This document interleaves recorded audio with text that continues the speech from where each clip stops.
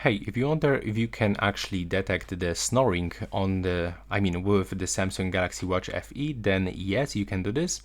When you open the Samsung Health application and then go into the sleep and then scroll all the way down. Okay, I just turned it on, but when you actually just start scrolling, we'll be able to find the snoring detection, which will be available, I believe, just right here. There we go. Yeah, this is actually the snoring. So we can actually enable it by going into the sleep data. And that's all for this video. Right now, please subscribe to my channel.